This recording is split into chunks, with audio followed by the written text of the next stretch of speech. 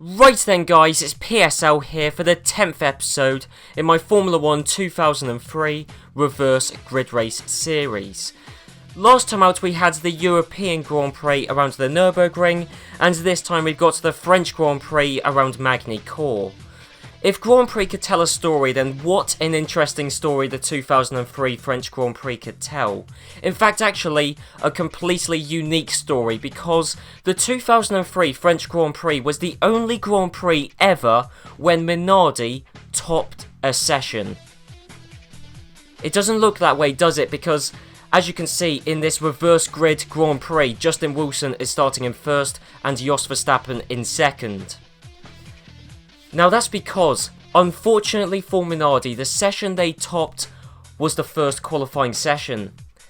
That's unfortunate. Let's not forget 2003 there was a 2-session qualifying format. The first qualifying session happened on the Friday, with the drivers going out to do one flying lap in championship order, descending championship order. And it just so happened that Friday qualifying session took place when it was raining, but later on the track dried up. So because both Minardi drivers were bottom in the Drivers' Championship, that means they were able to go out last in the first qualifying session when the track was at its driest. That explains how Jos Verstappen was quickest in the first qualifying session by over 2.5 seconds. In fact, actually, the qualifying results are incredibly interesting for the first qualifying session. Jos Verstappen first. Justin Wilson would have been second. He set the second fastest time, however, his car was later found to be underweight. But even still, Minardi set the 2 quickest times in the qualifying session. Ralph Furman second, Nick Heidfeld third, Panis fourth, Pitsonia fifth, Jacques Villeneuve in 6th. And this is a real qualifying session. Montoya in 14th, Trulli in 15th, Kimi Raikkonen in 16th, Ralf Schumacher in 17th. Unfortunately, the first qualifying session doesn't really matter. All it determined was the running order for the second qualifying session.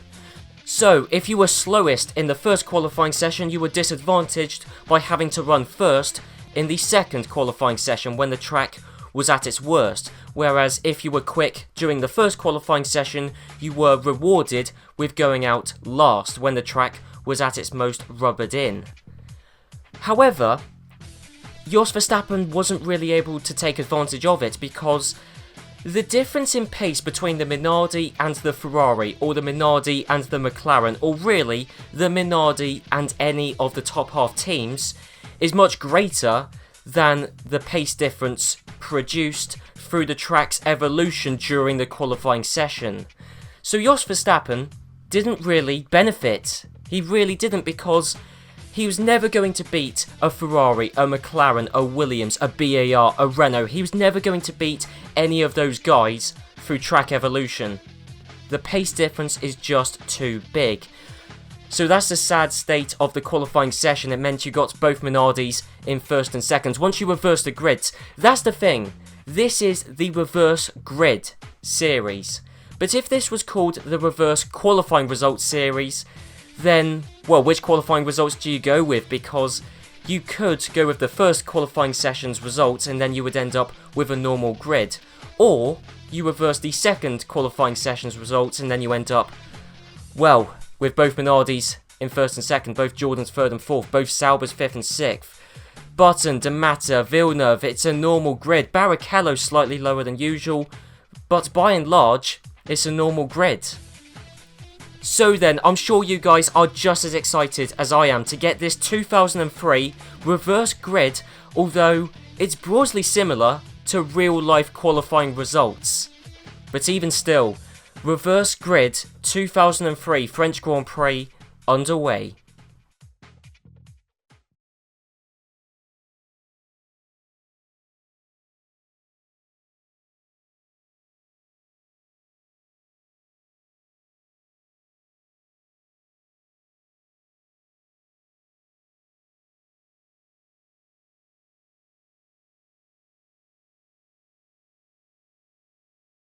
Welcome to a baking hot Magny Cours in the centre of France.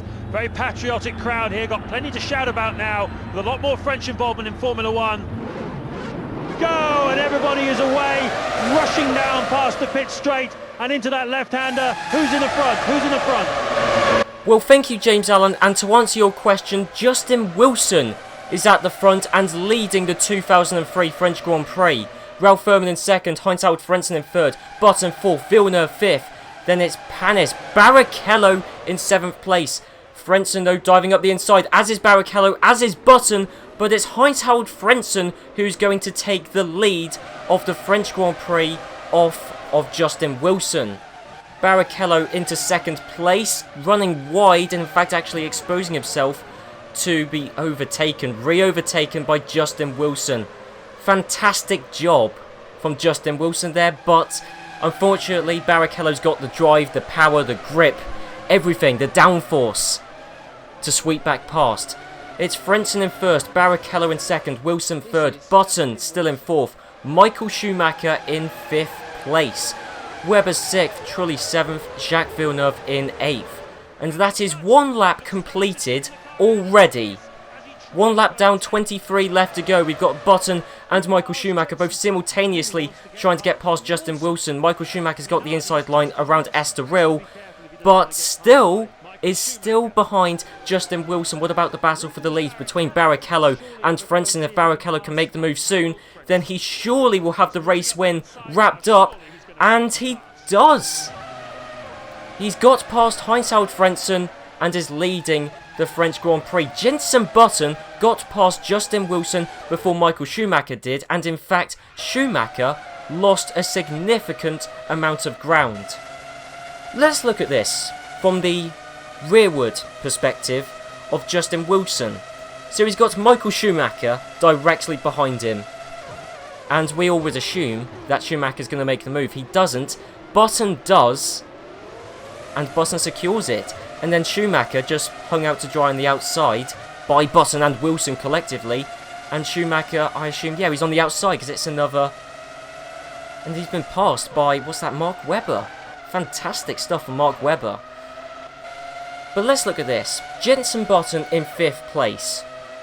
There's no way in clean air he would catch up or keep up or pass Michael Schumacher. None of the above.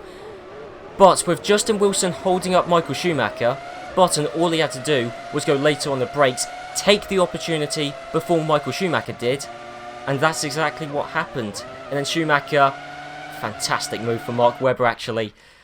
So let's cut back to the live action, because right now it's looking good for one Ferrari driver, but the race is rapidly derailing for the other. Michael Schumacher still in the points place in 6th, however he's got Jarno Trulli passing him. Also his brother Ralf Schumacher getting the better of his older brother. In fact, has Michael Schumacher got a car issue? Let's have a look at his steering wheel. Oh, both lights are flashing. That's not normal, I don't think. Let's have a look. Let's look at Barrichello's steering wheel. This will give an indication. Yes, there's the yellow light which flashes on the left of the steering wheel. I think the yellow light might be traction control, I think. But look, there's no white light on the right hand side of the steering wheel. There is though, for Michael Schumacher, there it is. The yellow light's coming on.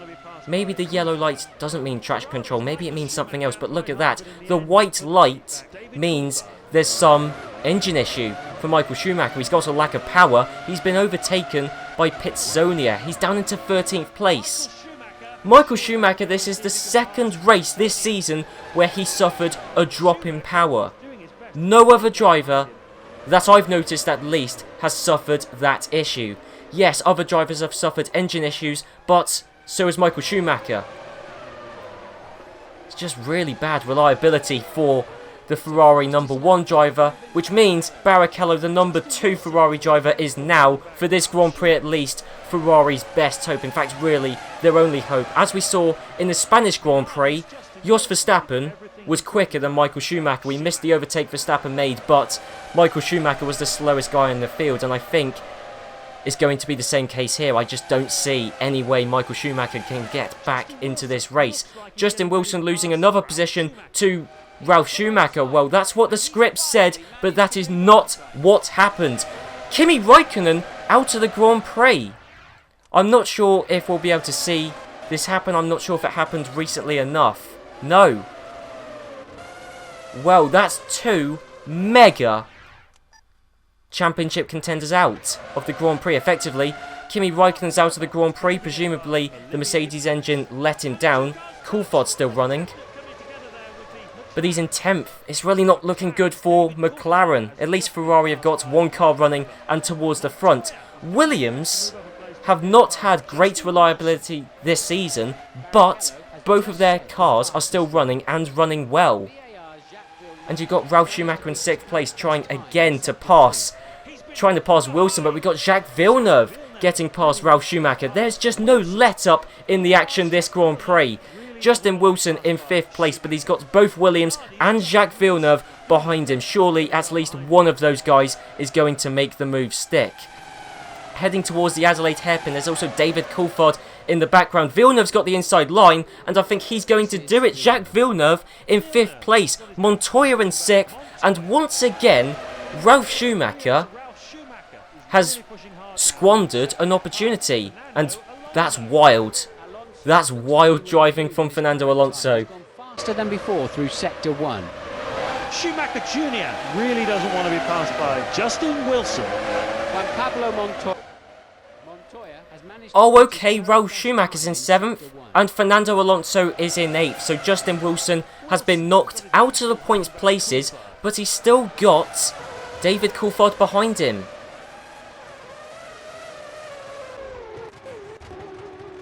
No move being made for 2nd place. What about on Villeneuve? Tentative on Montoya. I think he is actually going to make the move stick purely based on the BMW straight line speed performance versus Jacques Villeneuve. What about... No, Ralf Schumacher's too far back. Ralf Schumacher will have to really push if he wants to get past Jacques Villeneuve.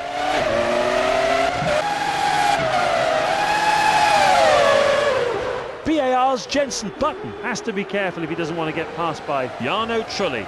Button is faster than he's been before through Sector 1. More importantly than that, Jenson Button has passed Heinz-Harald Frentzen. Let's take a look at the lap times. Well, they're eerily similar, but that's the thing, it only goes back 3 laps, and the past 3 laps, Button's been stuck behind Frentzen. Jarno Trulli also got the move done. Let's see if we can get a replay on that, because I was too busy watching Jenson Button. So Trulli in 4th place. Frentzen has already lost 1 position. He just doesn't need to let it get to him, although... No, that's not a mistake from Frentzen. That's not Frentzen. That's just actually a brilliant move from Jarno Trulli. Really is. He was a bit tentative on and off the brakes, but he saw a bit of space on the inside, went into it, and Frentzen didn't put up much of a fight. Jarno Trulli in 3rd place, Jenson Button in 2nd, Barrichello, of course, dominating out at the front. Montoya in 5th, Villeneuve still in 6th, Ralf Schumacher still in 7th, Alonso still in 8th. Coulthard, though, has caught up to the back of him.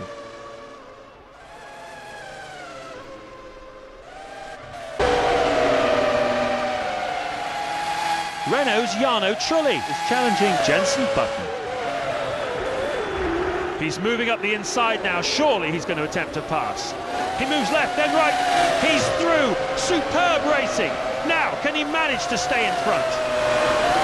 Well, he will. I was just watching to see if Trulli went deep into the corner, but he didn't. Jarno Trulli took the next sweeping left-right perfectly, which allowed him to solidify the second place he took from Jenson Button. Button still in a points place, well, in a podium place, sorry. Montoya has passed Heinz-Harald Frentzen. Oh, we don't really get to see all of the move, but that's Montoya on the exit of the hairpin, just getting past Heinz-Harald Frentzen. That's the thing, is very few of the teams can really compete with the Williams in a straight line. Having said that, Ralf Schumacher is still making a meal of overtaking people. I mean, Ralf Schumacher just never really attempted a move on Montoya. Ralf Schumacher is just such a more cautious driver than Montoya. And yes, Montoya's one of the more aggressive, exuberant drivers, but Ralf Schumacher's the complete polar opposite. And, well, to be fair, he has attempted the move. He's also made the move stick. Well, I say that. In fact, actually, Jacques Villeneuve not giving up without a fight. Contact between the two drivers. They both have kept it on circuit, but Ralf Schumacher knocked out, lost his composure, lost the rhythm, the racing line, and that has allowed him to be passed by David Coulthard and Fernando Alonso. With Jacques Villeneuve. BAR's Jacques Villeneuve really doesn't want to be passed by Alonso. It's yet another overtake for Juan Pablo Montoya. Got the inside line around the Adelaide hairpin to pull alongside Jenson Button. But then he had the inside line for the next corner. Not exactly the ideal line, but certainly better than Jenson Button's. That's Montoya up into third place. And I think also that was the only overtake made on that lap. Well, certainly in a position that's actually important. Yes, it is.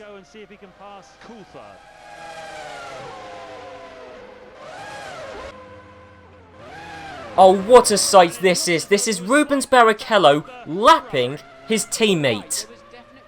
Michael Schumacher has been lapped by Rubens Barrichello. Justin Wilson, as it turns out, has retired from the Grand Prix, although he dropped out of the points places a long time ago.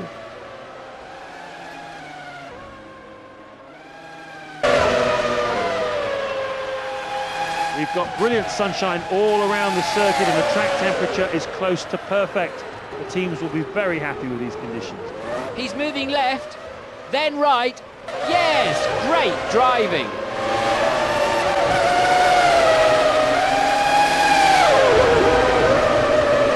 Jacques Villeneuve has improved his position and is now in 5th place. Renault's Fernando Alonso is doing his best to keep the other car behind him.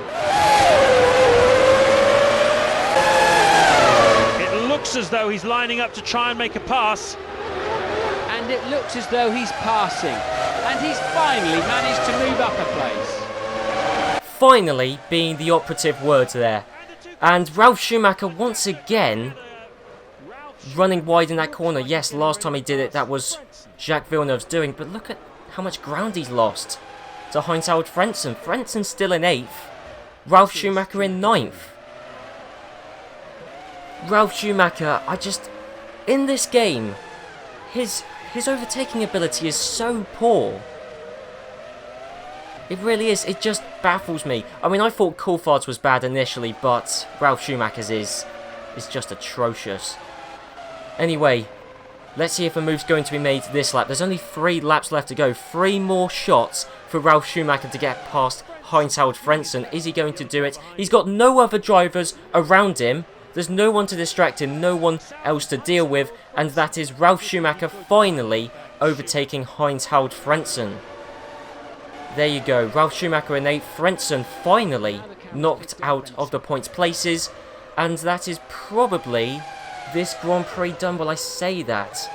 Let's not be so quick to draw that conclusion, because Alonso is close to Jacques Villeneuve. Well, look at this. Jenson Button is even lapping Michael Schumacher. Maybe I'll use this as the thumbnail shot. This is truly extraordinary. But moving up towards the front, Rubens Barrichello rounding the final corner to win the 2003 French Grand Prix. Everything has come together this weekend to give him the perfect result. 10 points for him, 10 points for his team. It doesn't get any better than this for a Formula One driver. Let's go over briefly to the podium celebrations, and then we'll take a look at the latest standings in the Drivers' and Constructors' Championships. That's how far behind Jarno Trulli was. James Allen was able to do all of that massive speech before Jarno Trulli crossed the line. Jarno Trulli, though, still in second place. He beat Juan Pablo Montoya, who finished in third. Jenson Button in fourth and 1 lap ahead of Michael Schumacher. David Coulthard in fifth, passing Jacques Villeneuve. Unfortunately, we did miss that because I was too busy watching Jenson Button, and then of course we had to see Barrichello come across the line, so we missed Coulthard passing Jacques Villeneuve. But anyway, there are the race results. I'm sure many of you are as delighted as I am to see Rubens Barrichello finally win a Grand Prix this season. Yes, Barrichello, he stepped on the podium on 5 different occasions this season to date. 3 second place finishes, 2 third place finishes, but he never won a Grand Prix in this season. That is until now. Yes, he did start in 13th, higher up than most of the other top team drivers. Montoya, for example, who finished in 3rd, started 6 places further back. So Montoya had a much harder job, and he made up more places over the course of the Grand Prix than Barrichello did. However, that doesn't mean Barrichello didn't deserve this race win. He made up, about 8 positions in 20 seconds? Truly extraordinary, although we did see a very similar thing happen in Formula 1 2002, so I'm not exactly surprised. It's tied at the top of the Drivers' Championship with David Coulthard and Rubens Barrichello both on 50 points. That shows just how quickly the Drivers' Championship can change. Kimi Räikkönen and Rubens Barrichello both entered this Grand Prix with 40 points. Yet Kimi Räikkönen leaves it with 40 points and has been overtaken by Juan Pablo Montoya, and Rubens Barrichello is the Drivers' Championship leader. Kimi Räikkönen, as I mentioned, has dropped behind Juan Pablo Montoya, so it's still very much a 5-driver battle for the Drivers' Championship. Fernando Alonso scored points, which is brilliant for him because those 2 points allowed him to stay ahead of his teammate Jarno Trulli. Jarno Trulli scored 8 points, he's on 24, only 2 behind Fernando Alonso. So both Renault teammates are doing incredibly well so far this season. They're a good way ahead of Jos Verstappen, Jenson Button, who made up a few places in the Drivers' Championship. Button overtook his teammate Jacques Villeneuve, Justin Wilson, Ralf Schumacher, who scored a point, and Button's on the same points total as Jos Verstappen. Ralf Schumacher scored a point, which means he's pulled away from Justin Wilson, and Jacques Villeneuve scored 3 points himself to pass Justin Wilson and be 1 point, only 1 point behind a Williams driver. Ralf Schumacher's poor season is putting Williams' 3rd place in the Constructors' Championship under threat. After the previous 2 Grand Prix, the 2 most recent Grand Prix, Williams have gained 1 point on Renault because in the European Grand Prix, Williams outscored Renault by 5 points, and then in this Grand Prix, Renault outscored Williams by 4 points, a net 1 point difference in Williams' favour over the past 2 Grand Prix. The point is that the battle for 3rd in the Constructors' Championship is just as close and exciting as the battle for the Constructors' Championship win. And in fact, actually, regarding that, Ferrari have pulled away from McLaren. However, there is still only an 8-point difference. And 8 points in the Drivers' Championship isn't massive. It's significant, it's helpful, but it's not massive.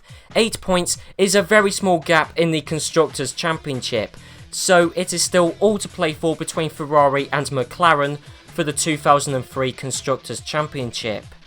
The only positional change in the Constructors' Championship is that BAR overtook Minardi. Yes, there's only 2 points separating the 2 teams, so it is still incredibly close between both teams. Minardi are capable of scoring points around certain circuits, as are BAR. In fact, actually, BAR recently have done very well, Jenson Button especially. Jenson Button for a while was languishing towards the bottom of the Drivers' Championship, but he scored points in the past 2 Grand Prix. And Jacques Villeneuve's done very well as well. I don't want to discredit Jacques' work because, quite frankly, without him, BAR would have about half the points. Both BAR drivers have got basically the same points count, and collectively, they've overtaken Minardi, but, long and short of it, there is a very close battle for first in the Constructors' Championship, as well as for third and fifth. So really, it is all to play for between Ferrari and McLaren, Williams and Renault, and now BAR and Minardi. So then guys, I hope you enjoyed this video. If you did, be sure to leave a like, comment down below, and I'll see you guys in the next episode for the British Grand Prix, the 2003 British Grand Prix, and hopefully we can run it without there being a track invasion. Well, we'll see if that's the case, and we'll also find out who will take top spot around Silverstone. So I'll see you guys in the next episode.